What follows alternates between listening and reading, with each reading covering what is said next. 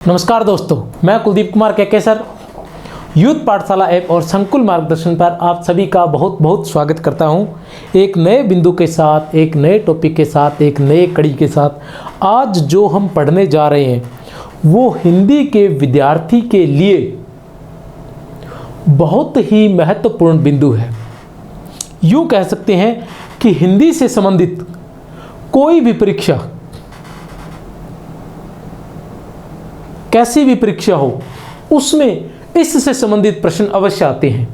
चाहे वह वरिष्ठ अध्यापक हिंदी हो, चाहे वह व्याख्याता हो, चाहे वह नेट की परीक्षा हो, चाहे जेआरएफ हो, चाहे एसआरएफ हो, चाहे वह टीजीटी हो, पीजीटी हो, असिस्टेंट प्रोफेसर हो, पीएचडी हो, किसी भी प्रकार के हिंदी साहित्य से संबंधित जो भी परीक्षा होगी उसमें इस बिंदु से प्रश्न 100 में से 100% पूछे जाते हैं। मुझे नहीं लगता कि आज तक हिंदी साहित्य से संबंधित जितने भी परीक्षाएं हुई है उनमें इस बिंदु से संबंधित कोई प्रश्न न पूछा गया हो। जिन्हें आचार्य रामचंद्र शुक्ल ने, आज का जो बिंदु है वो है तुलसीदास जी, जिन्हें आचार्य रामचंद्र शुक्ल ने हिंदी काव्य गगन का सूर्य कहा है। तो क्या है आज का हमारा बिंदु जो है वो है तुलसीदास। आज का हमारा जो बिंदु है वो है तुलसीदास, जिन्हें आचार्य रामचंद्र शुक्ल ने हिंदी काव्य गगन का सूर्य कहा है। पूरी तरह से आचार्य रामचंद्र शुक्ल क्या कहते हैं? आचार्य रामचंद्र शुक्ल कहते हैं कि तुलसीदास और सूरदास हिंदी काव्य गगन के सूर्य और चंद्रमा है। अतः कहने से तात्पर्य है कि आचार्य रामचंद्र शुक्ल तुलसीदास जी को हिंदी काव्य गगन का सूर्य और सूरदास जी को हिंदी काव्य गगन का क्या मानते हैं? चंद्रमा मानते हैं। ऐसी ही उक्ति एक और है, वो बहुत अधिक प्रसिद्ध है। वह उक्ति है कि सूर सूर तुलसी शशि उडगुन केशव दास। तो इस उक्ति में, यह बहुत ही प्रसिद्ध उक्ति है, इस उक्ति में क्या कहा गया था? सूरदास जी को सूर्य कहा गया था और तुलसीदास जी को चंद्रमा कहा गया था। तो हम कहेंगे, वैसे भी हम सभी लोग जानते हैं कि तुलसीदास जी जो है वो हिंदी साहित्य के लिए बहुत ही महत्वपूर्ण है। तुलसीदास जी का जो उद्देश्य था अपनी रचना करने का या रचना का, वो ऐसा कहा जाता है कि कीर्ति बनीति भूति बल सोई सरसरी सम सब कह हित होई। कीर्ति बनीति भूति बल सोई सुरसरी सम सब कह हित होई। तो सबका हित चाहने वाले, किसका चाहने वाले? सबका हित चाहने वाले, अर्थात सभी का हित चाहने वाले थे तुलसीदास जी। सभी का हित चाहने वाले थे तुलसीदास जी, जिनकी महत्वपूर्ण रचना थी रामचरितमानस। क्या थी? रामचरितमानस। यह इतनी अधिक महत्वपूर्ण थी कि मुझे नहीं लगता कि भारतीयों के अंदर कोई ऐसा व्यक्ति होगा जो रामचरितमानस के बारे में न जानता हो। तो चलो पढ़ते हैं तुलसीदास जी के बारे में।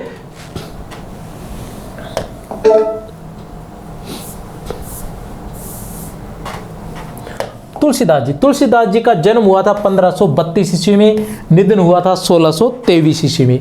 जन्म कब हुआ था? 1532 ईस्वी में। अधिकतर विद्वानों ने इनका जन्म 1532 ईस्वी में ही माना है। हाँ, कुछ जो साहित्यकार है वो इनका जो जन्म है वो उसके बारे में कुछ अन्य तिथि भी बता रहे हैं, लेकिन महत्वपूर्ण जो है, जो प्रसिद्ध है, जिसको सभी विद्वान मानते हैं, सभी साहित्यकार मानते हैं, वो 1532 ईस्वी है। क्या है? 1532 ईस्वी में इनका जन्म हुआ था। कहाँ हुआ था? जन्म हुआ था उत्तर प्रदेश के बांदा जिले के राजापुर ग्राम में। कहाँ हुआ था? उत्तर प्रदेश के बांदा जिले के राजापुर ग्राम में जन्म हुआ था। लेकिन एक जगह और है, रामनरेश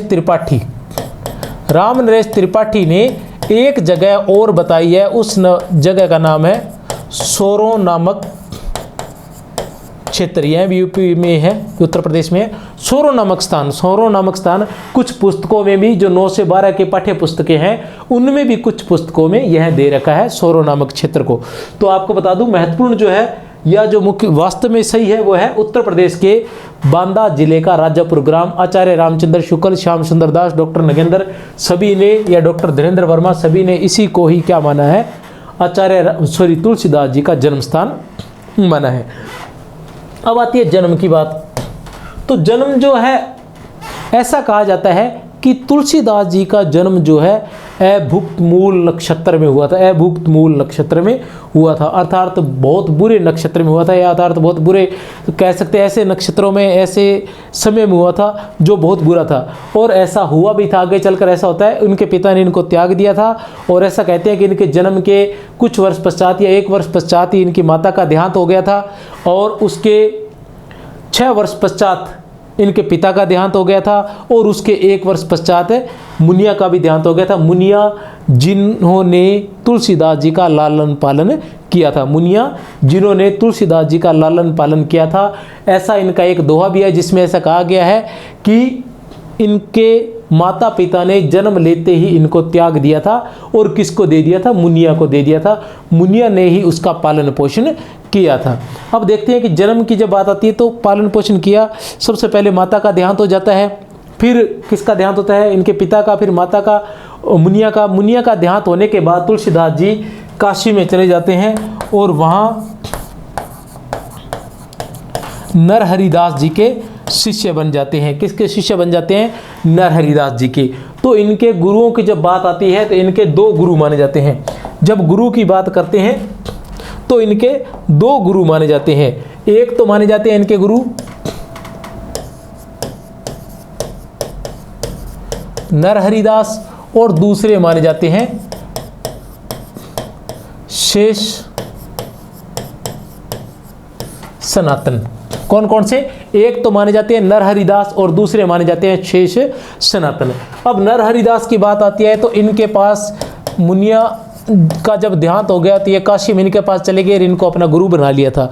अब इनको तो गुरु बना लिया था, लेकिन इन्होंने जो अपनी जितनी भी शिक्षा थी वो सभी शिक्षा जो प्राप्त की थी वो किससे प्राप्त की थी? शेष सनातन जी से प्राप्त की थी। अब शेष सनातन जी से जैसे वेद है, वेदांग, दर्शन, साहित्य,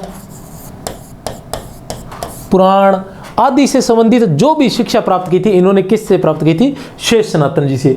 अब ये बात रह जाती है कि नरहरिदास, गुरु इनके नरहरिदास थे, और शिक्षा इन्होंने किससे प्राप्त की थी? शेष सनातन जी से। तो अब शेष सनातन जी से कैसे शिक्षा प्राप्त की, वो गुरु कैसे हुए? वैसे तो हमारी ये रहता है, परंपरा भी रही है भारत के अंदर कि हम एक व्यक्ति को गुरु अवश्य बनाते हैं। एक व्यक्ति को गुरु बनाना हमारे लिए बहुत ही जरूरी माना जाता है। हम गुरु बनाते हैं, गुरु बनाने के बाद हम क्या करते हैं कि शिक्षा, गुरु बनाते हैं उनसे शिक्षा लेना जरूरी नहीं होता, हम शिक्षा तो दूसरी जगह से भी प्राप्त कर सकते हैं, तो ऐसा भी हो सकता है। लेकिन यहाँ क्या है कि नरहरिदास के बारे में आचार्य रामचंद्र शुक्ल क्या लिखते हैं? आचार्य रामचंद्र शुक्ल लिखते हैं कि जो नरहरिदास को इनका गुरु बताकर रामानंद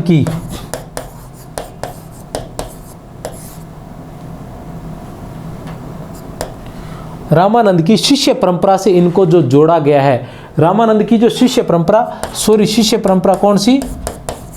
बैरागी शिष्य परंपरा।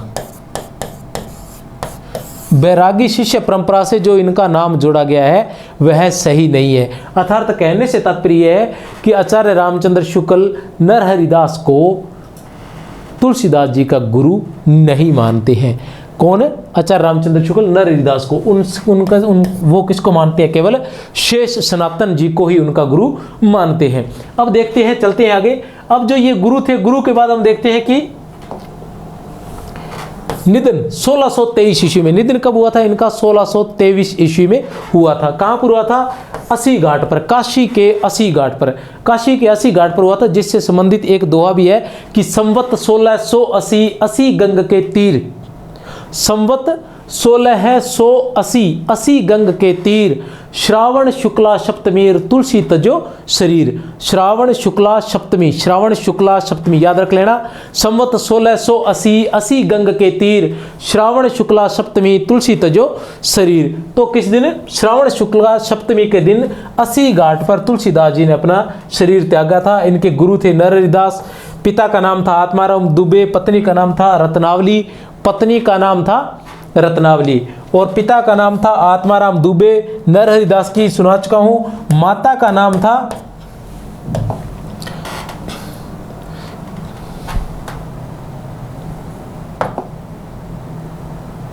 माता का क्या नाम था? माता का नाम था हुलसी। तो तुलसीदास जी की रचना जो है उसमें भी रचनाओं में भी काफ़ी जगह माता का नाम हुलसी आया है। लेकिन कुछ लोग ऐसे भी कहते हैं कि रहीमदास जी का एक पद है, उसके आधार पर तुलसीदास जी की माता का नाम हुलसी माना गया है। वो पद है कि गोद लिए हुलसी फिरे तुलसी सो सुत होए। पूरा दोहा ऐसे है कि नरती है, नागती है, ये इस तरह से करके हर कोई चाह अस होए, मतलब ऐसा पुत्र हमारे जन्म ले। तो उसके अंदर क्या है कि ये जो तुलसीदास जी के बारे में कौन कहता है? रहीमदास जी क्या कह रहे हैं कि गोद लिए हुलसी फिरे तुलसी सो सुत होए, गोद लिए हुलसी फिरे। तो इसी से क्या कहा गया है कि तुलसीदास जी की माता का नाम क्या था? हुलसी था। तुलसीदास जी की माता का नाम क्या था? हुलसी था। लेकिन बाद के कुछ विद्वानों ने कहा है कि हुलसी से तात्पर्य यह है कि प्रसन्न होना, कि उसकी जो माता है वो गोद लिए प्रसन्न हुए घूम रही है। लेकिन बाद में कुछ तथ्यों में या कुछ पुस्तकों के अंदर क्या है कि या इनकी खुद की रचनाओं में, तुलसीदास जी की रचनाओं के में भी इनकी माता का नाम हुलसी है। अतः इनकी माता का नाम क्या था? हुलसी था। पत्नी का नाम क्या था? पत्नी का नाम था रत्नावली। पत्नी का नाम रत्नावली था। रत्नावली का भी एक दोहा है, मैं आपको बता देना चाहता हूँ कि रत्नावली अधिकतर जो साहित्यकार थे वो पत्नी से ही कहीं न कहीं प्रेरित रहे, माता या पत्नी से ही प्रेरित रहे हैं साहित्य के और अग्रसर होने में। तो रत्नावली की भी एक कहानी है। रत्नावली का एक दोहा है, क्या है कि लाज न आवत आपको दोरे आयु साथ, लाज न आवत आपको दोरे आयु साथ,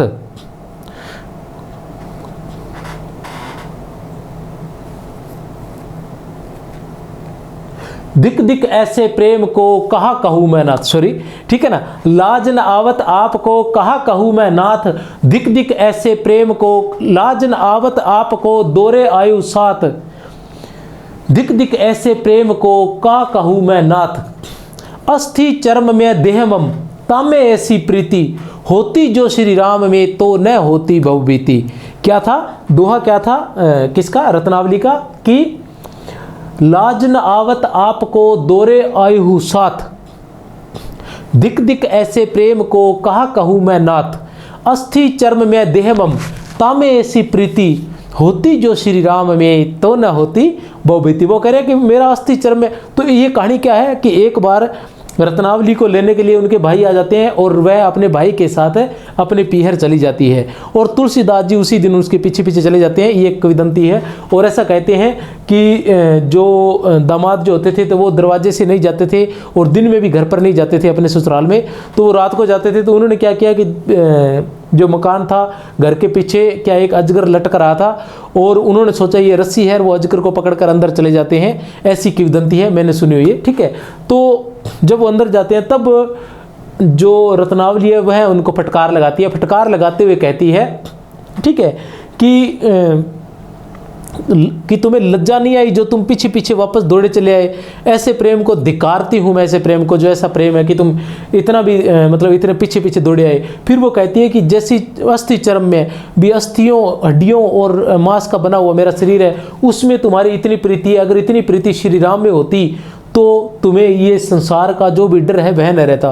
तो ऐसी जो बात थी वो तुलसीदास जी को चुभ गई और तुलसीदास जी ने क्या किया कि बस आज के बाद फिर मैं श्री राम की ही भक्ति करूंगा, और वहां से वो श्री राम की भक्ति करने लग जाते हैं। उसके बाद वो रत्नावली का मुंह नहीं देखते हैं। तो ये थी रत्नावली की कहानी। आगे चलते हैं, देखते हैं।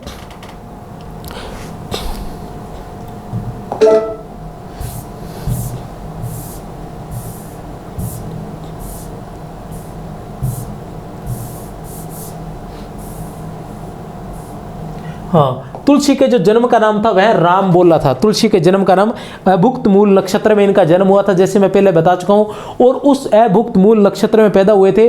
और ऐसा कहते हैं कि जब इनका जन्म हुआ था तब ये लगभग 5 या 7 वर्ष की अवस्था के बच्चे जितने बड़े थे, 5 या 7 वर्ष की अवस्था का जितना बड़ा बच्चा होता उतने बड़े थे। और इनके दांत भी बड़े बड़े थे और पैदा होते ही उन्होंने राम नाम लिया था, इसलिए इनका बचपन से ही नाम इनका क्या पड़ गया था? राम बोला इनका नाम पड़ गया था। इसके बाद देखते हैं आगे।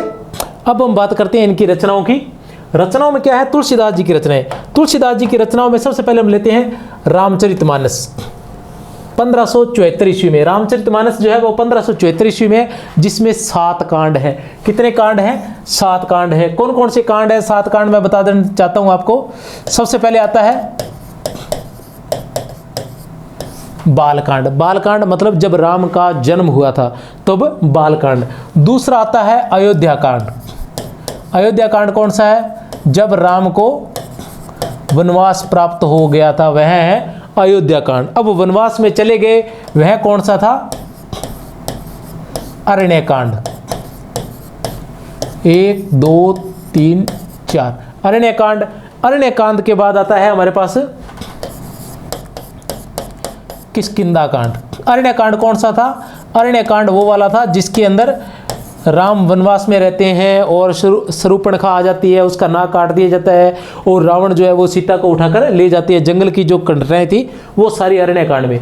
किष्किंधा कांड तो उसी के साथ साथ जैसे एक सीन और चलता है, इसके बाद वो चलता है सुग्रीव और बाली का। सुग्रीव और बाली की लड़ाई होती है, किस तरह से युद्ध होता है और जो सुग्रीव है वो बाली को घर से निकाल देता है, उसकी पत्नी को रख लेता है। तो ये सारी कहानी, ठीक है, किष्किंधा कांड। 5 नंबर पर आता है किष्किंधा कांड। किष्किंधा कांड के बाद आता है सुंदरकांड। ये जब राम और लक्ष्मण ढूंढते हुए, सीता को ढूंढते हुए जाते हैं तो रास्ते में हनुमान इन्हें मिलती है, वह कहलाता है सुंदरकांड। उसके बाद आता है लंका कांड। जब लंका का जो युद्ध था वो संपूर्ण लंका कांड में आता है। और फिर आता है उत्तरकांड। जब श्री राम वापस घर आ जाते हैं वह आता है उत्तरकांड में। कौन कौन से थे? बालकांड, बचपन जब जन्म हुआ, बालकांड, अयोध्या कांड, बालकांड, अयोध्या कांड, अयोध्या कांड के बाद अरण्य कांड, अरण्य कांड के बाद किष्किंधा कांड, किष्किंधा कांड के बाद आता है किष्किंधा कांड के बाद सुंदरकांड, सुंदरकांड के बाद लंका कांड और फिर उत्तरकांड। ये 7 कांड है। इनमें से जो रचना प्रारंभ हुई थी वो कहाँ हुई थी? अयोध्या में। रामचरितमानस की रचना अयोध्या से शुरू हुई थी। इसका एक, बाकी सभी कांड जो है वो अयोध्या में ही लिखे गए थे। एक किष्किंधा कांड है जो काशी में लिखा गया था। किष्किंधा कांड कहाँ लिखा गया था? काशी में लिखा गया था एकमात्र किष्किंधा कांड।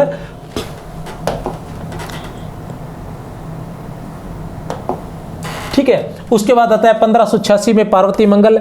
164 हरिगीति का छंद है। 1586 में जानकी मंगल, 1586 में रामलला नहचू, 1612 में बरवई रामायण, 1612 में वैराग्य संदीपनी, 1612 में रामाज्ञा प्रश्नावली। तो अब आपको बता देना चाहता हूँ, सबसे पहले क्या है, 1574 में रामचरितमानस किस भाषा में? अवधी भाषा में। जो अवधी भाषा के रचनाएं हैं उनके अंदर अवली जो है प्रश्नावली, रामाज्ञा प्रश्नावली, अवली जो है वो केवल एक ही है। अवधी भाषा में अवली एक ही है, वो है रामाज्ञा प्रश्नावली। और जो ब्रज भाषा है उसके अंदर सभी अवली है। जो ब्रज भाषा की रचनाएं हैं उसमें सभी अवली है, लेकिन एक को छोड़कर, वो किसको छोड़कर? विनय पत्रिका को। एक विनय पत्रिका को छोड़कर सभी में उसमें अवली है। कौन कौन से? जैसे गीतावली हो गया, कवितावली हो गया, कृष्ण गीतावली हो गया, ठीक है ना। गीतावली, कृष्ण गीतावली, कवितावली, दोहावली, ये सभी के सभी क्या है? किसमें है? ब्रज भाषा में। ये सभी अवली ब्रज भाषा में, एक को छोड़कर विनय पत्रिका को। विनय पत्रिका भी किसमें है? ब्रज भाषा में है, जिसमें अंत में अवली नहीं आता। बाकी सभी में अवली आता है जो ब्रज भाषा में रचित है। उनको भी आगे विस्तार से देखेंगे। इसी को फिर देखते हैं क्या है। 2 नंबर पर आता है 1586 ईस्वी। अब ये देखिए, इसको भी आप आसानी से याद कर सकते हैं। कैसे? पहली है 1574 ईस्वी। 2 वर्ष 7 माह लगे थे। किसको? 2 वर्ष 7 माह लगे थे। किसको? रामचरितमानस की रचना में 2 वर्ष 7 माह लगे थे। इसका उसके बाद तीनों रचनाएं 1586 में, उसके बाद की तीनों रचनाएं 1612 में। उसके बाद की क्या है? एक रचना 1574, उसके बाद 1586 में और 1612 में। 1586 में क्या है? पार्वती मंगल। 164 हरिगीति का छंद। इसमें पार्वती जी के विवाह का वर्णन किया गया है। किसके? पार्वती जी के विवाह का। जानकी मंगल 216 छंद है, इसमें सीता के विवाह का वर्णन है। उसके बाद रामलला नहचू, इसमें 20 सोहर छंद है। रामलला नहचू, रामलला नहचू क्या है? श्री राम के विवाह से पूर्व जो दूल्हे के नाखून काटने की जो परंपरा है उसका निर्वाह इसमें किया गया है। किसके? वर के नाखून काटने की एक परंपरा रहती है, उसी का चित्रण इसमें किया गया। राम लला नैछू, नैछू अर्थात नाखून, राम लला के जो नाखून काटे जाते हैं विवाह से पूर्व, उसका इसमें चित्रण है। बरवई रामायण, बरवई रामायण इसमें 69 बरवई छंद है, 7 कांड है। इसमें भी कितने कांड है? 7 कांड है बरवई रामायण में। बरवई रामायण की रचना किसमें की गई थी? बरवई छंद में की गई थी। किसमें की गई थी? बरवई छंद में की गई थी। किसके आग्रह पर? रहीम के आग्रह पर। रहीम क्या थे? तुलसीदास जी के अजीज मित्र थे। रहीम जो है वो तुलसीदास जी के अजीज मित्र थे, और रहीम के आग्रह पर ही, रहीम के आग्रह पर ही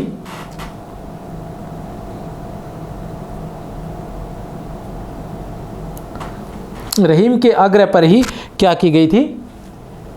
बरवई रामायण की। बरवई वे से वैराग्य संदीपनी, 16-62 छंद है वैराग्य संदीपनी। उसके बाद रामाज्ञा प्रश्नावली। रामाज्ञा प्रश्नावली में 49 दोहों के 7 सर्ग हैं। बाकी जितनी भी है इनकी जो रचनाएं है वो कांडों में है, कांड में है, ठीक है ना। लेकिन ये जो है कौन सी रामाज्ञा प्रश्नावली, इसमें क्या है? सर्ग है। और सबसे बड़ी बात है ये ब्रज भाषा और अवधी भाषा दोनों में लिखी गई है, ब्रज और अवधी में। इसमें 49 दोहों के 7 सर्ग है। प्रत्येक सर्ग में कितने दोहे हैं? 49 दोहे हैं। प्रत्येक सर्ग में 49 दोहे हैं। 49 दोहों के 7 सर्ग है। किसमें? रामाज्ञा प्रश्नावली में। किसमें? रामाज्ञा प्रश्नावली में 49 दोहों के 7 क्या है? सर्ग है। 49 दोहों के। रामाज्ञा प्रश्नावली की रचना किसके कहने पर की गई थी? गंगाराम के, पंडित गंगाराम के आग्रह पर रामाज्ञा प्रश्नावली की रचना की गई थी। एक बार फिर से बता देना चाहता हूं, रामचरितमानस 1574 ईस्वी। रामचरितमानस की रचना कब हुई थी? 1574 ईस्वी में। उसके बाद आता है 1586 में 3 है, पार्वती मंगल, जानकी मंगल। पार्वती मंगल, जानकी मंगल और रामलला नैछू। पार्वती मंगल, जानकी मंगल और रामलला नैछू 1586 में, 1586 में। उसके बाद आता है, उसके बाद जो है वो है बरवई रामायण, वैराग्य संदीपनी और रामाज्ञा प्रश्नावली। बरवई रामायण, वैराग्य संदीपनी, रामाज्ञा प्रश्नावली, इनकी रचना 1612 ईस्वी में हुई थी। आगे देखते हैं ब्रज भाषा में रचित इनकी रचनाएं। ब्रज भाषा में रचित इनकी रचनाएं, जैसा मैं पहले ही बता चुका हूं आप लोगों को कि इनकी जो ब्रज भाषा में रचित है उन सभी में अवली आता है। देखिए, गीतावली, दोहावली, कृष्ण गीतावली और कवितावली, सभी के अंदर क्या आता है? अवली का प्रयोग हुआ है। तो ब्रज भाषा में सिर्फ एक में नहीं हुआ, वो है विनय पत्रिका। किसमें नहीं हुआ? विनय पत्रिका में। उसमें भी देखिए 2 में क्या थे? 7 कांड थे, और इसमें भी 2 में 7 कांड है। कितने कांड है? 7 कांड। किसमें? गीतावली में 7 कांड है, और उसके बाद कवितावली में भी 7 कांड है। गीतावली में भी 7 कांड है और कवितावली में भी 7 कांड है। उससे पहले रामचरितमानस में भी 7 कांड थे, और रामाज्ञा प्रश्नावली में 7 क्या थे? सर्ग थे। 49 दोहों के 7 सर्ग थे। 1578 में गीतावली, 1583 में दोहावली, 1583 में विनय पत्रिका, 1589 में कृष्ण गीतावली, 1612 में कवितावली। कवितावली जो है इनकी अंतिम रचना मानी जाती है। अगर कवितावली आती है तो अंतिम रचना मानी जाती है कवितावली, और अगर हनुमान बाहुक आ जाती है तो अंतिम रचना मानी जाती है हनुमान बाहुक, क्योंकि हनुमान बाहुक जो है इसके परिशिष्ट में अलग से परिशिष्ट माना जाता है, इसके अंत में लिखी गई है हनुमान बाहुक। लेकिन कुछ साहित्यकार जो उसे अलग रचना मानते हैं, किसको? हनुमान बाहुक को। तो कवितावली इनकी अंतिम रचना हम मान सकते हैं। कब हुई थी कवितावली की रचना? 1612 ईस्वी में। कब हुई थी? 1612 ईस्वी में। ये थी इनकी ब्रज भाषा की रचनाएं। पहले बता चुका हूँ कौन कौन सी, गीतावली और दोहावली। गीतावली और दोहावली, उसके बाद विनय पत्रिका, उसके बाद कृष्ण गीतावली और कवितावली। कृष्ण गीतावली और कवितावली, कृष्ण गीतावली और कवितावली, ये इनकी ब्रज भाषा की रचनाएं थी। अब इसके अलावा कुछ चीज़ें और हैं जो मैं आपको बताना चाहूँगा कि जो तुलसीदास जी थे उनको अलग अलग नामों से भी जाना जाता है। उन नामों की थोड़ी सी चर्चा कर लेना चाहता हूँ। एक नाम तो इनका था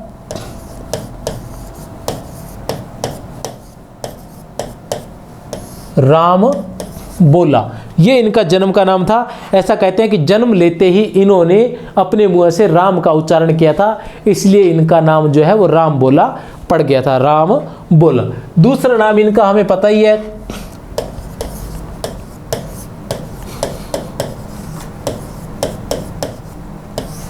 तुलसीदास। दूसरा नाम क्या है? तुलसीदास। अब आता है 3 नंबर पर, नाभादास ने इनको क्या कहा था? नाभादास ने इनको कहा था कली काल का वाल्मीकि। नाभादास ने इनको क्या कहा है?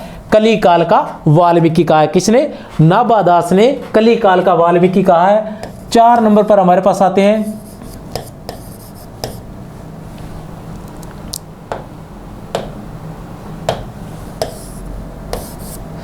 हमारे पास आते हैं स्मिथ। स्मिथ ने इनको क्या कहा था? स्मिथ ने कहा था मुगल काल का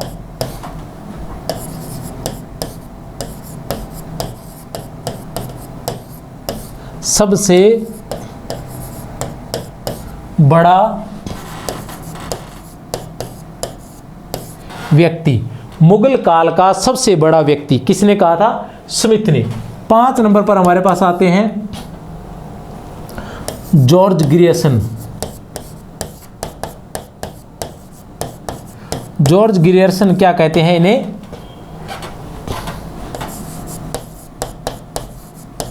महात्मा बुद्ध के बाद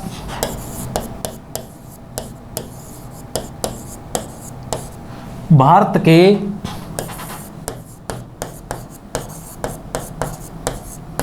सबसे बड़े लोकनायक। महात्मा बुद्ध के बाद भारत के सबसे बड़े लोकनायक किसने कहा है? जॉर्ज ग्रियर्सन ने। महात्मा बुद्ध के बाद भारत के सबसे बड़े लोकनायक। 6 नंबर पर आता है हमारे पास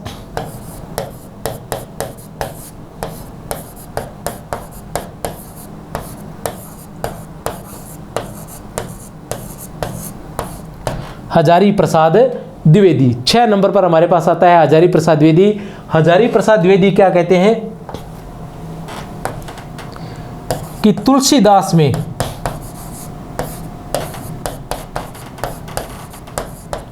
समन्वय की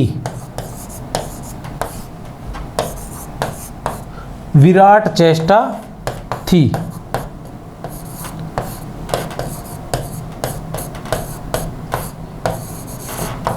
अब क्या कहते हैं हजारी प्रसाद द्विवेदी? कहते हैं कि लोकनायक वही हो सकता है जो समन्वय कर सके। लोकनायक वही हो सकता है जो समन्वय कर सके, और तुलसीदास में समन्वय की विराट चेष्टा थी।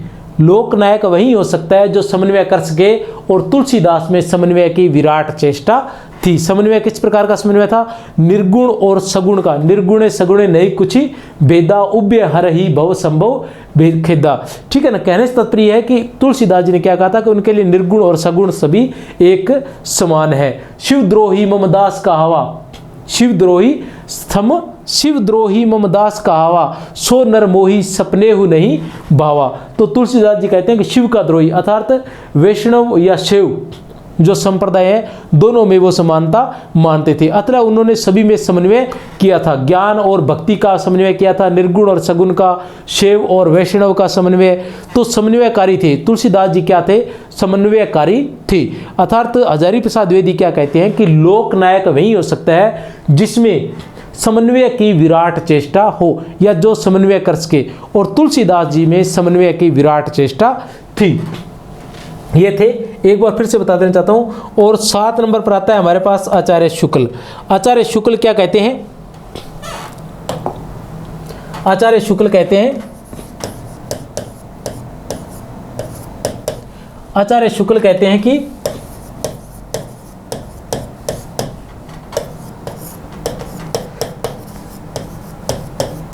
तुलसीदास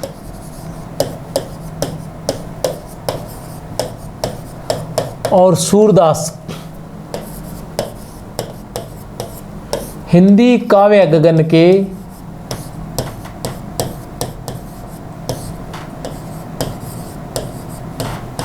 सूर्य व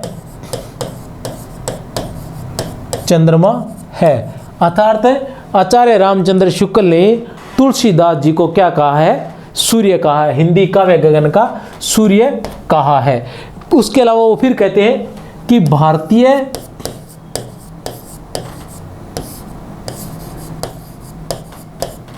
जनता के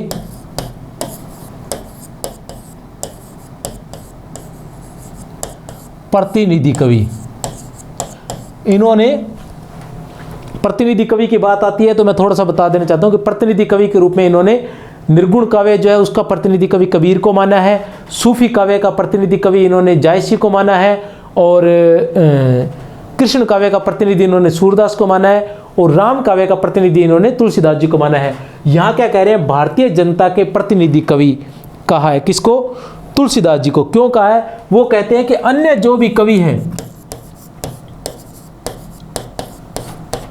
वो जीवन के किसी एक क्षेत्र को लेकर चलते हैं, और तुलसीदास जी ने जीवन के सभी क्षेत्रों का चित्रण किया है। जीवन के सभी क्षेत्रों का चित्रण किया है। उसके साथ साथ वो एक बात और भी कहते हैं कि यदि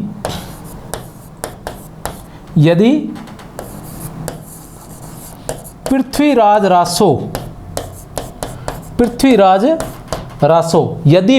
रासो क्या है? वीर काव्य है और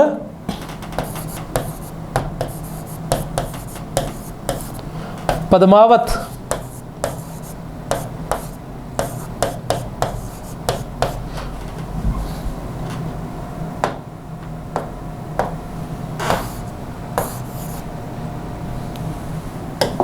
पृथ्वीराज रासो वीर गाथा है और पद्मावत प्रेम गाथा है, तो रामचरितमानस क्या है? मानव गाथा है, या कह सकते हैं जीवन गाथा है। किसने कहा है? आचार्य रामचंद्र शुक्ल ने। जैसा मैं पहले बता चुका हूँ, आचार्य रामचंद्र शुक्ल क्या करते हैं? चलते चलते पहले तो प्रशंसा करते हैं किसी भी कवि की, और उसके बाद वो क्या करने लग जाते हैं? फिर वो उसकी आलोचना भी कर देते हैं। ऐसी आलोचना उन्होंने इनकी तुलसीदास जी की भी की है। तुलसीदास जी के बारे में कहते हैं कि जब वो गीतावली की रचना करते हैं, तो गीतावली का जो अंतिम कांड है उसके अंदर वह क्या करते हैं कि सूरदास जी ने जो श्री कृष्ण का वर्णन किया है वो वैसा का वैसा वर्णन ही कर देते हैं, केवल राम और श्याम का अंतर आता है। तो यहाँ उनका जो विराट काव्य है वो तिरोहित सा होता नजर आता है, या उनका जो विराट व्यक्तित्व है, ठीक है, तो वह क्या है? यहाँ छुपा हुआ सा नजर आता है। कौन कहते हैं? आचार्य रामचंद्र शुक्ल कहते हैं। तो ये क्या थे? ये इनके बारे में कहा था किसने? राम बोला बचपन का नाम था, तुलसीदास इनका नाम था ही, नाभादास ने इनको कली काल का वाल्मीकि कहा है, स्मिथ ने इनको मुगल काल का सबसे बड़ा व्यक्ति कहा है। इनसे प्रश्न आते ही आते हैं। ये वाला जो लिखा हुआ है ये चेक कर लेना, अच्छे से याद कर लेना। इनमें से प्रश्न आए हुए हैं, इतने सारे प्रश्न आए हुए हैं जिसका कोई अंदाजा नहीं है। कि नाभादास कली काल का वाल्मीकि कहते हैं तुलसीदास जी को, स्मिथ मुगल काल का सबसे बड़ा व्यक्ति कहते हैं, जॉर्ज ग्रियर्सन महात्मा बुद्ध के बाद भारत के सबसे बड़े लोकनायक है। जॉर्ज ग्रियर्सन ने तुलसीदास जी को महात्मा बुद्ध के बाद भारत का सबसे बड़ा लोकनायक है। हजारी प्रसाद द्विवेदी ने लोकनायक वही हो सकता है जो समन्वय कर सके, लोकनायक वही हो सकता है जो समन्वय कर सके। तुलसीदास जी में समन्वय की विराट चेष्टा है, तुलसीदास जी में समन्वय की विराट चेष्टा है। आचार्य रामचंद्र शुक्ल ने तुलसीदास जी को हिंदी काव्य गगन का क्या कहा है? सूर्य कहा है। हिंदी काव्य गगन का सूर्य कहा है।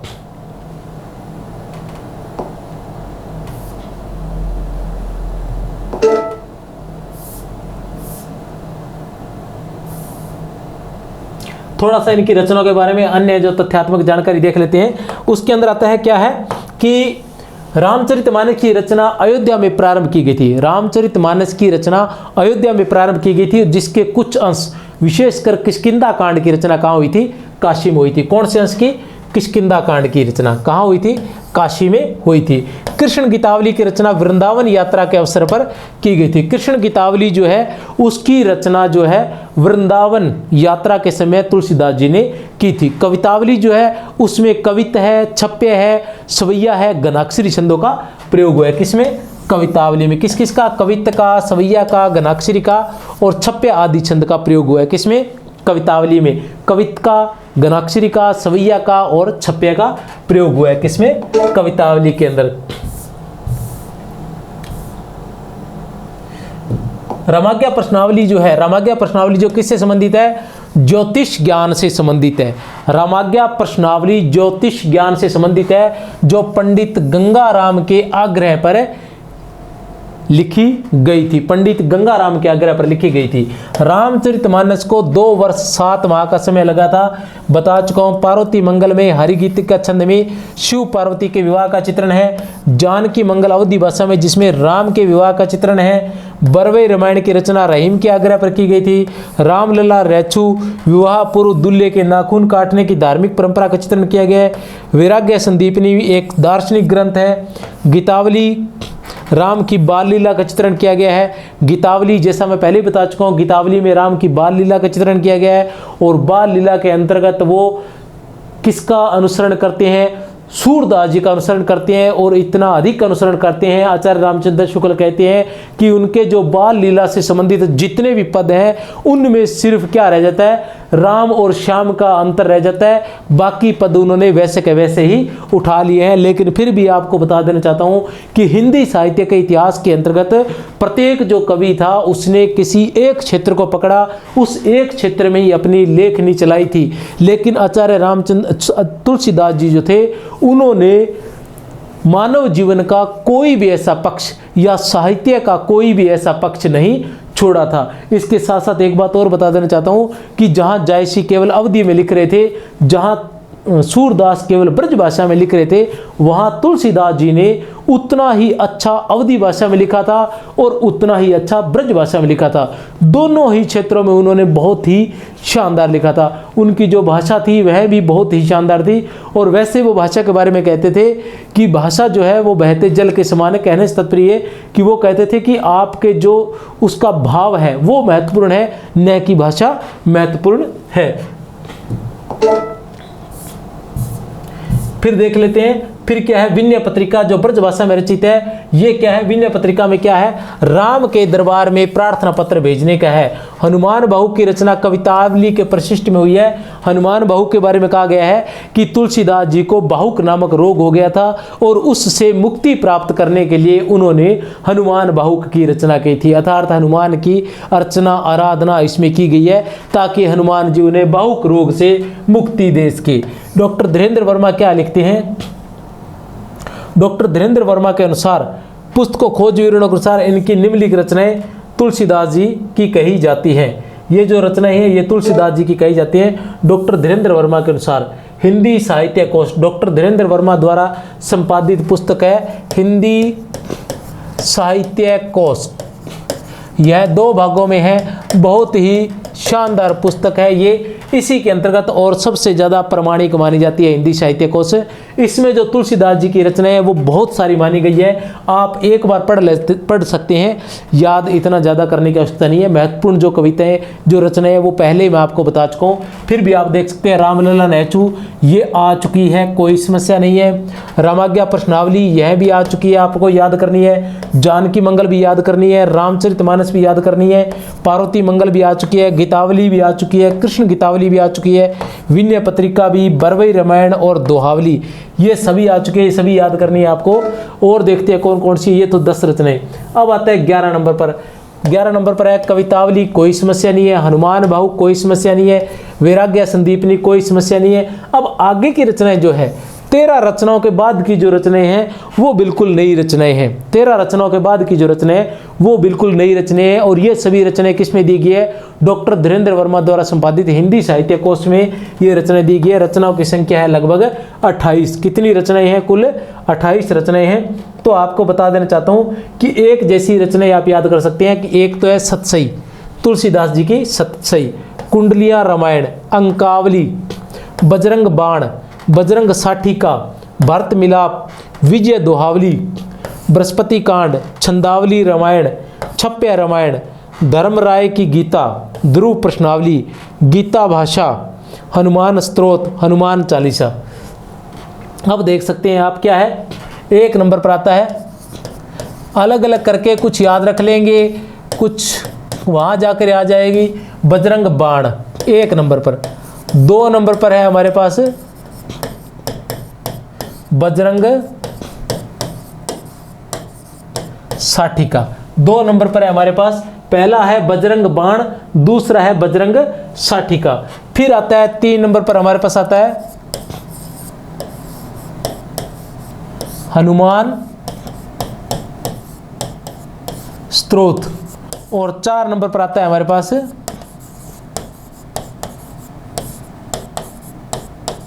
हनुमान चालीसा। 4 नंबर पर हमारे पास आता है हनुमान चालीसा। तो 4 रचनाएं अपने ऐसे याद कर सकते हैं, बजरंग बाण, बजरंग साठिका, बजरंग बाण, बजरंग साठिका, हनुमान स्तोत्र और हनुमान चालीसा। बजरंग बाण, बजरंग साठिका, हनुमान स्तोत्र और हनुमान चालीसा। उसके बाद 2-3 रचनाएं और देख लेते हैं। 2 रचनाएं ये आ गई, धर्मराय की गीता और गीता भाषा। धर्मराय की गीता 5 नंबर पर हमारे पास आता है धर्मराय की गीता, और 6 नंबर पर आ जाता है हमारे पास गीता भाषा। धर्मराय की गीता और गीता भाषा, ठीक है। उसके बाद हम देख लेते हैं, एक भरत मिलाप निकाल लेते हैं, भरत मिलाप रचना निकाल लेते हैं, भरत मिलाप हो गया। उसके बाद आता है ध्रुव प्रश्नावली, रमाज्ञा प्रश्नावली, ध्रुव प्रश्नावली, दोहावली, विजय दोहावली, दोहावली, विजय दोहावली। तो इस तरह से, और अंकावली, दोहावली, अंकावली और ध्रुव प्रश्नावली, ये 3 रचनाएं और निकाल सकते हैं, अंकावली, विजय दोहावली और ध्रुव प्रश्नावली। तो इस तरह से हम इनको जोड़े बनाकर इनको याद कर सकते हैं। देखते हैं आगे।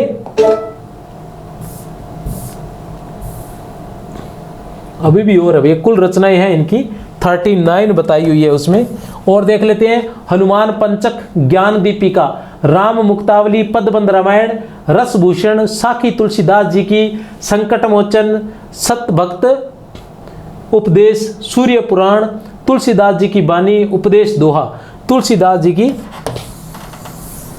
बानी, ठीक है, साखी तुलसीदास जी की, पदबंध रामायण, ज्ञान दीपिका, हनुमान पंचक। एक हनुमान पंचक और आ गया।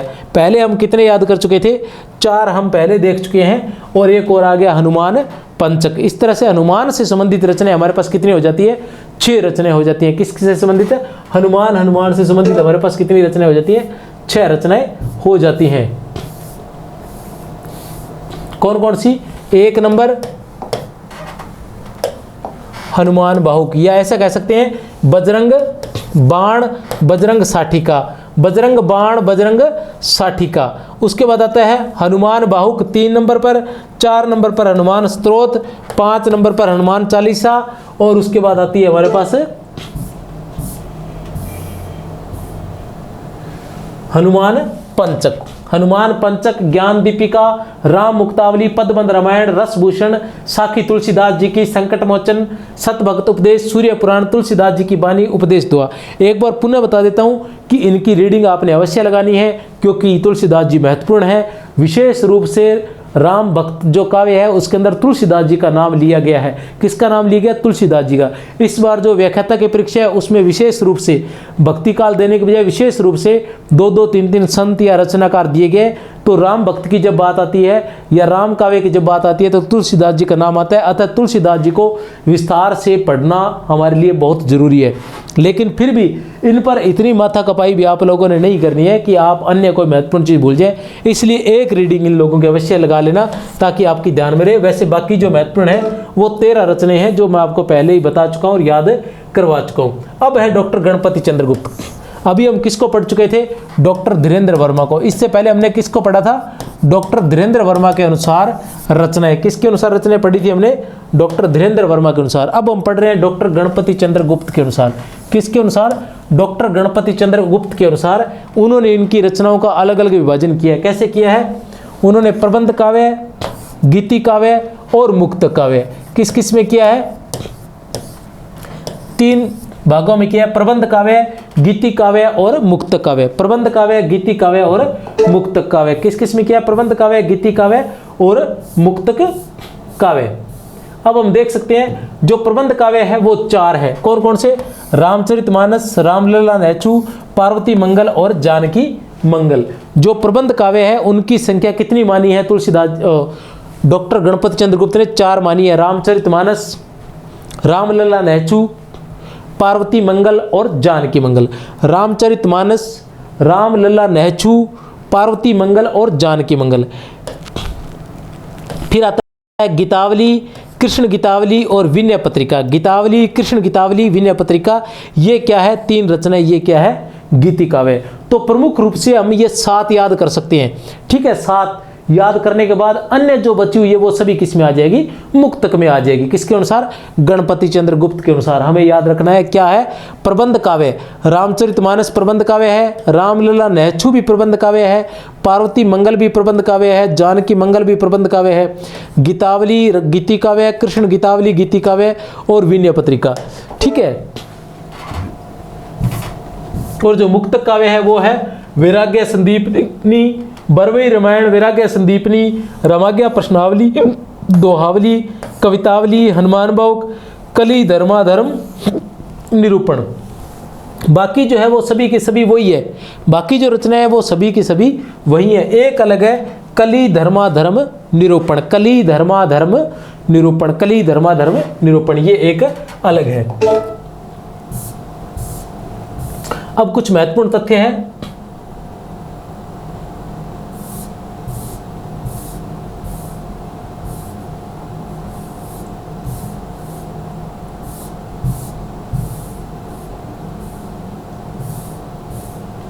महत्वपूर्ण तथ्य के अंदर बाकी तथ्य बता चुका हूं मैं। वैसे महत्वपूर्ण तथ्यों में है क्या है? आचार्य रामचंद्र शुक्ल ने इनके साहित्य को विरुद्धों का सामंजस्य कहा है। आचार्य रामचंद्र शुक्ल ने तुलसी के साहित्य को विरुद्धों का सामंजस्य कहा है। रहीम की तुलसीदास से दोहों में लिखा पढ़ी हुआ करती थी। रहीमदास की तुलसीदास से दोहों में लिखा पढ़ी हुआ करती थी। काशी में तुलसीदास के सबसे स्नेही मित्र टोडरमल थे। सबसे स्नेही मित्र कौन थे? टोडरमल थे। तुलसीदास जी के मित्रों की बात आती है तो रहीम आते हैं, टोडरमल आते हैं, नाबादास आते हैं। रहीम है, टोडरमल है, नाबादास है, ये सारे इनके क्या थे? मित्र थे। ये क्या कहते हैं? तुलसीदास जी ने इनके बारे में लिखा था। किनके बारे में? टोडरमल के बारे में, कि 4 गांव को ठाकुरो मन का महामहीप, तुलसिया कलिकाल में अथे टोडर दीप। 4 गांव को ठाकुरो मन को महामहीप। किसके बारे में कहा था? टोडरमल के बारे में। किसने कहा था?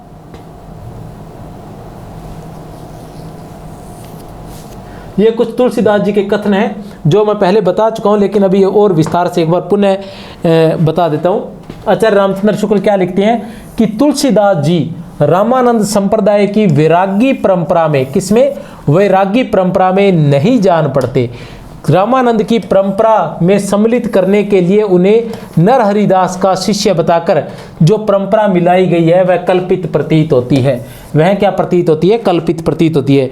मैं पहले बता चुका हूं कि जो है तुलसीदास जी के 2 गुरु बताए गए थे। तुलसीदास जी के कितने गुरु बताए गए थे? 2 गुरु बताए गए थे। एक गुरु माना गया था नरहरिदास जी को और दूसरा माना गया था शेष सनातन जी को। जो नरहरिदास है उसके बारे में आचार्य रामचंद्र शुक्ल को शंका है कि वो उनके गुरु नहीं थे। वो ऐसा कह रहे हैं कि नरहरिदास को जानबूझकर उनका गुरु बनाया गया था। किस लिए? रामानंद की वैरागी परंपरा में इनको सम्मिलित करने के लिए। आचार्य रामचंद्र शुक्ल फिर लिखते हैं कि गीतावली की रचना तुलसीदास जी ने सूरदास जी के अनुकरण पर की है। बाल लीला के पद ज्यों त्यों सूर सागर में मिलते हैं।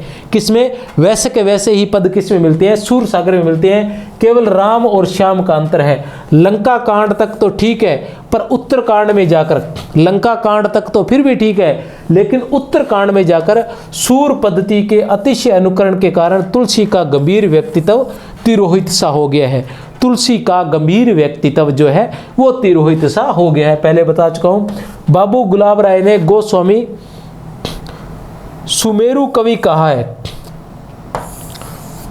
और विश्व श्रुत भी कहा है। विश्व विश्रुत भी कहा है, विश्व विश्रुत भी कहा है। किसने कहा है? डॉक्टर गुलाब राय ने। सुमेरु कवि डॉक्टर गुलाब राय ने किसको कहा है? सुमेरु कवि कहा है। किसको? तुलसीदास जी को। डॉक्टर गुलाब राय ने सुमेरु कवि और विश्व विश्रुत भी कहा है। किसने? गुलाब राय ने। अब एक कथन भी है डॉक्टर बाबू गुलाब राय के अनुसार। बाबू गुलाब राय क्या कहते हैं कि तुलसीदास भाव चाहते थे, भाषा के पीछे नहीं पड़े थे। वे इस संबंध में उदार और प्रगतिशील थे। तुलसीदास भाव चाहते थे, भाषा के पीछे नहीं पड़े थे। वे इस संबंध में उदार और प्रगतिशील थे।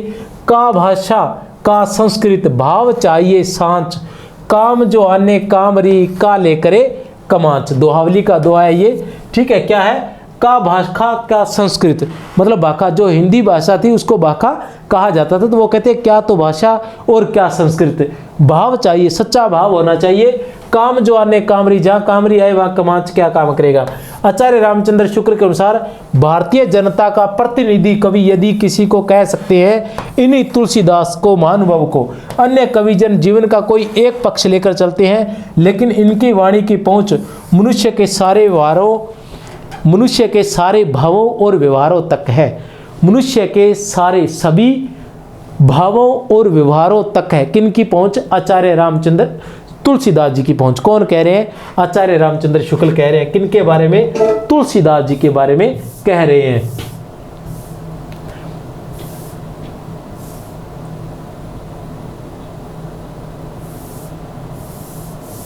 ये कुछ मैंने प्रारंभ में बताया था कि कुछ तुलसीदास जी से संबंधित दोहे हैं जिनके अंदर कहा गया है। बाबू गुलाब राय के अनुसार, बाबू गुलाब राय ने अपने हिंदी साहित्य के इतिहास में क्या लिखते हैं कि गोसाई चरित रचना जो है उसमें कहा गया है कि हुलसी सुत तीर्थ गए, हुलसी सुत तीर्थराज गए अर्थात काशी गए। स्वयं तुलसीदास जी ने भी रामचरितमानस में अपनी माता का उल्लेख किया है। अब ऐसा कहा है, कौन कह रहे हैं? गुलाब राय जी कह रहे हैं कि रामचरितमानस में, अब मैंने पढ़ा तो नहीं है दोहा, लेकिन ये कह रहे हैं तो हो गए। राम ही प्रिय पावन तुलसी सी, राम ही प्रिय पावन तुलसी सी, तुलसीदास हित हिये हुलसी सी, तुलसीदास हित हिये हुलसी सी। अर्थात रामचरितमानस में भी गुलाब राय के अनुसार किसका जिक्र है? हुलसी, अर्थात तुलसी की माता हुलसी का जिक्र है। विनय पत्रिका में भी हुलसी शब्द का प्रयोग हुआ। कौन कह रहे हैं? गुलाब राय के अनुसार हुलसी शब्द का प्रयोग हुआ। रहन रीति राम रावरी नीति ही है हुलसी, रहन रीति राम रावरी नीति ही है हुलसी। रहीम का दोहा प्रसिद्ध है, सुरतीय नरतीय नागतीय, जो प्रारंभ में मैं भूल गया था थोड़ा। सुरतीय नरतीय नागतीय अस चासी सब कोई, सुरतीय नरतीय नागतीय, सुरतीय नरतीय नागतीय अस चासी सब कोई, गोद लिए हुलसी फिरे तुलसी सो सुत होए। किसने कहा था? रहीम ने। रहीम कौन थे? परम मित्र थे। किसके मित्र थे? तुलसीदास जी के। ठीक है, इसके अंदर प्रथम पंक्ति किसकी है? तुलसीदास जी की, और दूसरी पंक्ति किसकी है? रहीम की है। प्रथम पंक्ति जो है वो किसकी है? तुलसीदास जी की। ऐसी पंक्ति क्यों है कि ऐसा कहते हैं कि एक बार कोई इनके पास धन मांगने के लिए आया था, तो तुलसीदास जी के पास तो धन था नहीं, तो उन्होंने एक पंक्ति लिखकर भेज दी थी। कौन सी पंक्ति लिखकर भेज दी थी? कि नरतीय सुरतीय नागतीय, अर्थात सुरतीय नरतीय नागतीय अचासी सब कोय, कि सुरतीय हो चाहे नरतीय हो, अर्थात कोई भी हो, चाहे देवताओं की पत्नी हो, चाहे मनुष्य हो, चाहे नागवंशी हो, कोई भी हो, सभी क्या है, सभी लोग इसको चाहते हैं। किसको? धन को। अर्थात उनका कहना है धन को, मतलब धन उन्होंने लिखा नहीं था कि मुझे धन चाहिए, बस ये लिखा था। तो उससे वो समझ गए थे और उन्होंने उसको जितना उसको धन की आवश्यकता थी उसका उतना धन देकर उसको वहाँ से विदा किया, और साथ में यह पंक्ति लिखकर भेजी थी कि गोद लिए हुलसी फिरे तुलसी सो सुत होए, अर्थात गोद लिए हुलसी फिर रही है कि तुम्हारे जैसा पुत्र सभी को प्राप्त हो। तुलसीकृत प्रमुख पद, तुलसीदास जी के प्रमुख पद जो बहुत ही महत्वपूर्ण है और जिनमें तुलसीदास जी के बारे में हमें बहुत सी जानकारी प्राप्त होती है। तो मैं आपको बता देना चाहता हूँ कि अगुनई सगुनई नहीं कुछ भेता, गावती पुराण बुद्ध वेदा। गावती मुनि पुराण बुद्ध वेदा। जैसे मैंने कहा था, और क्या कहा था, और एक्चुअली में हजारी प्रसाद द्विवेदी ने कहा था कि लोकनायक वही हो सकता है जो समन्वय कर सके। लोकनायक वही हो सकता है जो समन्वय कर सके, और तुलसीदास जी में समन्वय की विराट चेष्टा थी। तो वो विराट चेष्टा समन्वय किसका किया था? अगुनई सगुनई, अर्थात निर्गुण और सगुण में नहीं कुछ भेद। निर्गुण और सगुण में कुछ भी भेद नहीं है, उबे ही कुछ भेदा, गावती मुनि पुराण बुद्ध वेदा। अर्थात मुनि और पुराण सभी क्या इसका गुणगान करते हैं कि निर्गुण और सगुण में कोई भेद नहीं है। शिवद्रोही ममदास कहावा, शिवद्रोही ममदास कहावा, सो नरमोही सपने हु नहीं भावा। शिवद्रोही ममदास कहावा, सो नरमोही सपने हु नहीं भावा। तुलसीदास जी कहते हैं कि शिव का द्रोही मुझे शिवद्रोही ममदास कहावा, कि शिवद्रोही का मैं शिवद्रोही ममदास कहावा। अगर शिवद्रोही मेरा दास भी कहलाना चाहता है तो भी वो मुझे सपने में भी पसंद नहीं है। अर्थात इसके माध्यम से किसका समन्वय किया था? शैव का और वैष्णव संप्रदाय का समन्वय किया था। वो इन दोनों में कोई भेद नहीं मानते थे। साखी शब्दी दोहरा कही के नी उपखान, भक्ति निरूपई भक्त कली निंदई वेद पुराण। यह पद कबीर की साखी की निंदा में लिखा गया था। एक भरोसे एक बल एक आस विश्वास, एक राम घनश्याम हित चातक तुलसी दास। दोहावली का पद है, एक भरोसे एक बल एक आस विश्वास, एक भरोसे एक बल एक आस विश्वास, एक राम घनश्याम हित चातक तुलसी दास। एक राम घनश्याम हित चातक तुलसी दास। ऐसो को उदार जगमाही, बिनु सेवा जो द्रवे दिन पर राम सरिस को नाही। ऐसो को उदार जगमाही, बिनु सेवा जो द्रवे दिन पर राम सरिस को नाही। हिय निर्गुण नैनी सगुन, रसना राम सुनाम। मतलब हिय क्या है? निर्गुण है, और नैन क्या है? सगुण है। हृदय में तो निर्गुण है और नैनों के सामने जो दिखाई दे रहे वो सगुण है। तो कहने से तात्पर्य निर्गुण और सगुण का समन्वय किया था। मनहु परट संपुट लसत तुलसीदास ललित ललाम। मात पिता जग जाइत, जो मैंने पहले कहा था कि माता पिता ने इनका बचपन में ही इनको पैदा होते ही त्याग दिया था, क्योंकि अभुक्त मूल नक्षत्र में इनका जन्म हुआ था। मात पिता जग जाइत जो विधि हो न लिखो कुछ बाल भलाई। और विधि ने भी कुछ खास नहीं लिखा मेरे लिए, विधि ने भी मेरे लिए कुछ खास नहीं लिखा था। क्योंकि ऐसा कहते हैं कि अंतिम समय में इन्हें भावुक रोग हो गया था, कुष्ठ रोग हो गया था, जिससे इनको मुक्ति नहीं मिली थी। गोरख जगायो जोग भक्ति बगायो लोग, बहुत ही महत्वपूर्ण है। गोरख जगायो जोग और भक्ति बगायो लोग। ये सभी पंक्तियां इतनी महत्वपूर्ण है कि कहीं न कहीं आई हुई है, और मैं इन्हें आप लोगों तक पहुंचाने के लोभ से अपने आप को वंचित नहीं रख सका। तो ये बहुत ही महत्वपूर्ण पंक्तियां हैं। मेरा ये मानना है कि हालांकि इन पंक्तियों के माध्यम से टॉपिक थोड़ा बड़ा हो रहा है, लेकिन फिर भी मेरा ये मानना है कि हो सकता है कि आप लोग एक बार ये वीडियो देखो और आपकी नज़र में कोई पंक्ति रह जाए, वो परीक्षा में आ जाए और आप उसको हल कर दो, तो ये बहुत बड़ी बात हो जाएगी। क्योंकि एक जो प्रश्न हल करते हैं वह एक का नहीं, वह लगभग 3 अंक का प्रश्न होता है। अब आप कहोगे कि कैसे होता है 3 अंक का? कि प्रत्येक प्रश्न के लगभग 2 अंक निर्धारित होते हैं। सही करने पर उसके कितने अंक निर्धारित होते हैं? 2 अंक निर्धारित होते हैं। लेकिन हम क्या करते हैं कि हम लोगों को रिस्क जो है वो लेना ही पड़ता है, ठीक है? क्योंकि बिना रिस्क के हम लोग परीक्षा में सेलेक्ट होना बड़ा मुश्किल हो जाता है। कुछ प्रश्नों में हम रिस्क लेते हैं, रिस्क लेते ही अगर यह प्रश्न गलत हो जाता है तो 1/3 नंबर कम कट जाते हैं। तो कुल हमें कितने नंबरों का नुकसान हुआ?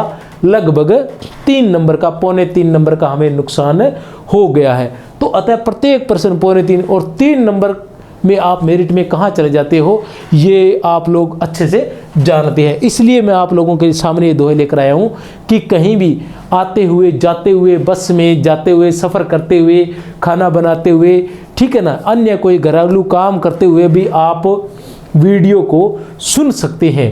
ठीक है ना। अगर देख नहीं सकते तो कम से कम सुन तो सकते हैं, अगर सुनेंगे तो आपको यह याद हो जाएगा या कुछ न कुछ आपको आइडिया उस समय लग जाएगा कि ये दोहा जो है, क्योंकि वहाँ तो आपको दोहा ही बताना है और प्रत्येक दोहे को मैं तुलसीदास जी से जोड़कर या किसी कहानी के माध्यम से आपको बताने का प्रयास कर रहा हूँ। काफ़ी लंबा टॉपिक हो गया है। दूत कहो, अवधूत कहो, रजपूत कहो, जुलाहा कहो, कौ। दूत कहो, अवधूत कहो, रजपूत कहो, जुलाहा कहो, कौ।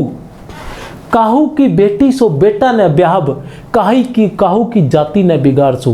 अर्थात तुलसीदास जी कहते हैं, तुलसीदास जी ने कहा था कि कोई मुझे दूत कहो, अवधूत कहो, राजपूत कहो या जुलाहा कहो, जो तुम्हारे मन में आता है वो कहो। मैंने किसी की बेटी से बेटा नहीं ब्याहना है और मैंने किसी की जाति नहीं बिगाड़नी है। अर्थात इस दोहे से पता चलता है कि किस प्रकार उनके अंदर केवल और केवल राम की भक्ति ही थी, बाकी अन्य चीज़ों से वो बहुत ऊपर उठे हुए थे। जाके प्रिय न राम विदेही, तजिए ताही कोटि बेरी समझदपि परम स्नेही। राम विदेही, जिसको राम और सीता प्रिय नहीं है, जिस भी व्यक्ति को राम और सीता प्रिय नहीं है, उसको करोड़ों वेरियों के समान, शत्रुओं के समान त्याग देना चाहिए उसी वक्त, ताकि जाके परम स्नेही। अर्थात वो चाहे आपका कितना ही परम स्नेही है, आपका कितना ही अच्छा मित्र है, आपका कितना ही अच्छा सोचने वाला है, अगर वह राम और सीता को प्रेम नहीं करता है तो ऐसे व्यक्ति को शत्रु के समान छोड़ देना चाहिए। जाके प्रिय न राम विदेही, तजिए ताही कोटि बेरी समझदपि परम स्नेही। जासु राज प्रिय प्रजा दुखारी, जासु राज प्रिय प्रजा दुखारी, जासु राज प्रिय प्रजा दुखारी, सो निरप अवस नरक अधिकारी। कि जिसके राज्य के अंदर प्रजा दुखी है, ऐसा राजा अवश्य ही नरक का अधिकारी है। जिस राजा के राज्य में प्रजा दुखी है, जिस राज्य के राज्य में प्रजा दुखी है, ऐसा राजा अवश्य ही नरक का अधिकारी है। जासु राज प्रिय प्रजा दुखारी, सो निरपवसी आगी बढ़वागती, बड़ी है आगी पेट की। तुलसीदास जी लिखते हैं कि जो जंगल की जो समुद्र की जो आग है, उससे भी बड़ी आग क्या है? पेट की आग है। कुछ दोहे और है महत्वपूर्ण दोहे।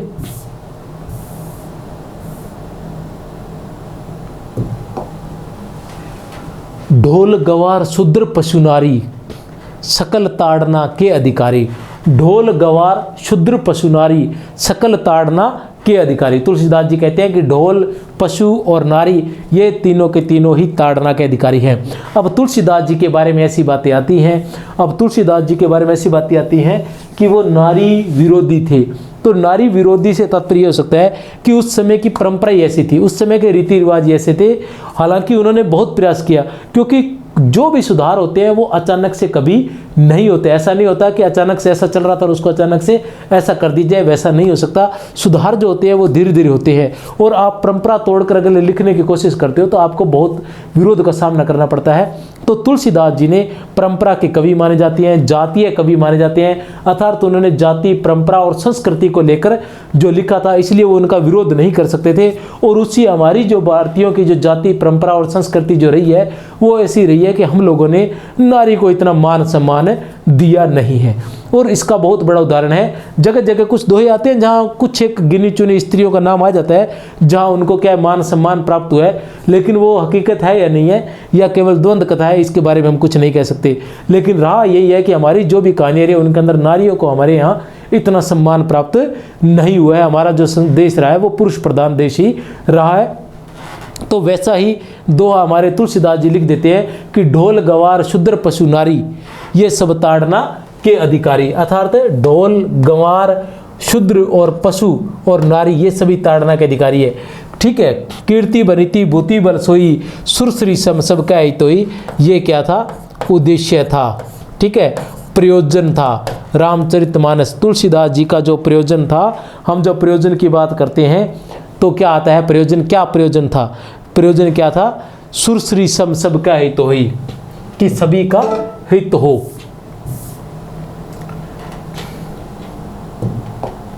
फिर क्या कहते हैं, भगते ज्ञान ही नहीं कुछ भेदा, उभय हर ही भव संभव खेदा, बड़े भाग मानुष तन पावा, सुर दुर्लभ सब ग्रंथिन गावा। बड़े भाग की बहुत ही बड़ा भाग्य है कि हमने मानुष जन्म पाया है, क्योंकि मनुष्य जो जन्म है वो देवताओं को भी दुर्लभ है।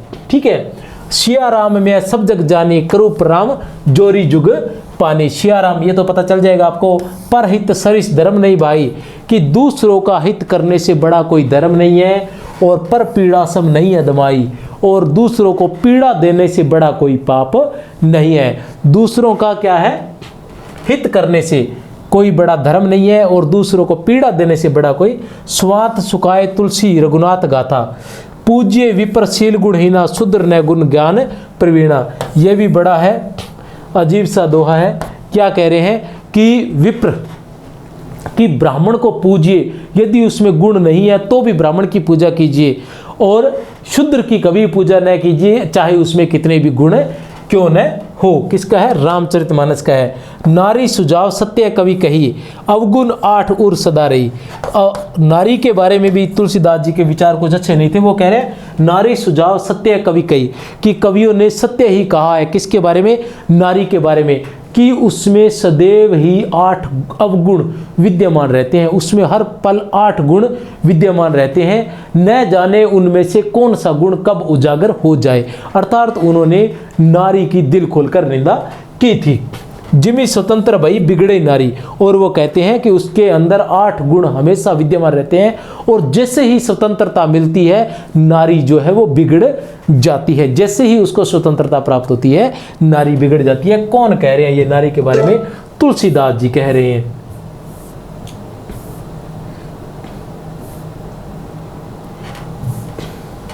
तुलसीदास जी को शायद वर्तमान व्यवस्था के बारे में पता था, तो ये वर्तमान व्यवस्था पर उस समय भी वैसी व्यवस्था थी और आज भी हमारे ऐसी ही व्यवस्था है। क्या कह रहे हैं तुलसीदास जी, खेती न किसान को, भिखारी को न भीख बली, बनिक को बनिज न चाकर को चाकरी। खेती न किसान को, किसान के लिए खेती नहीं है, भिखारी के लिए भीख नहीं है, अर्थात जो दक्षिणा मांगने वाले, किसी प्रकार की गुरु दक्षिणा नहीं दी, गुरु दक्षिणा तत्पर किसी प्रकार की कोई दक्षिणा नहीं दी जाती है। ठीक है, तो भिखारी को न भीख बली, ठीक, खेती न किसान को, भिखारी को न भीख बली, बनिक को बनिज, बनिए के लिए व्यापार नहीं है, चाकर को चाकरी, अर्थात नौकर के लिए नौकरी नहीं है। क्या है, खेती न किसान को, भिखारी को न भीख बली, बनिक को बनिज, न चाकर को चाकरी। ठीक है, न चाकर को चाकरी। जीविका वहीन लोग सिद्ध मान सोच बस, कहे एक एकन सो का करी, कहा जाई का करी। अर्थात जीविका वहीन लोगों के पास जीविका उपार्जन का कोई साधन नहीं है, सब एक दूसरे से कह रहे हैं कि कहाँ जाए और क्या करें, कहाँ जाए और क्या करें। तो ये थे तुलसीदास जी के महत्वपूर्ण पद। तो आज का हमारा प्रमुख बिंदु था तुलसीदास जी। एक बार इस वीडियो को जरूर देखना और अधिक से अधिक सब्सक्राइब करना, अधिक से अधिक लाइक करना। दूसरी बात और बता देना चाहता हूँ आप सभी को कि लगातार वीडियोज आते रहेंगे, आप चैनल को सब्सक्राइब कर लीजिए। वहाँ उस चैनल पर अलग अलग फोल्डर बने हुए हैं, जिसमें व्याकरण का अलग फोल्डर है और जो ट्रिक है उसका अलग फोल्डर है। और ट्रिक ऐसी ट्रिक है कि एक बार याद करोगे तो फिर भूलोगे नहीं। और एक अन्य फोल्डर बहुत जल्द बनने जा रहा है, उसकी बहुत सी कक्षाएं तैयार हो चुकी हैं, उसके बाद वो सभी की सभी डाउनलोड कर दी जाएगी, अपलोड कर दी जाएगी यूट्यूब पर। और वो है 3rd ग्रेड, 1st ग्रेड और अध्यापक, व्याख्याता और वरिष्ठ अध्यापक के लिए, व्याख्याता, वरिष्ठ अध्यापक और व्याख्याता के लिए एक टेस्ट सीरीज, जिसके अंदर उससे संबंधित सभी टेस्टों को अपलोड कर दिया जाएगा। आप जब भी वो बिंदु पढ़ें तब जाकर उस बिंदु का टेस्ट आप दे सकते हैं। और टेस्ट भी 10-20%, 20% या 25%, 30%, 35% नहीं, प्रयास किया जाएगा कि लगभग 50% होंगे प्रत्येक टेस्ट में। तो आप जाइए और देखिए यूट्यूब पर। जय हिंद, जय भारत।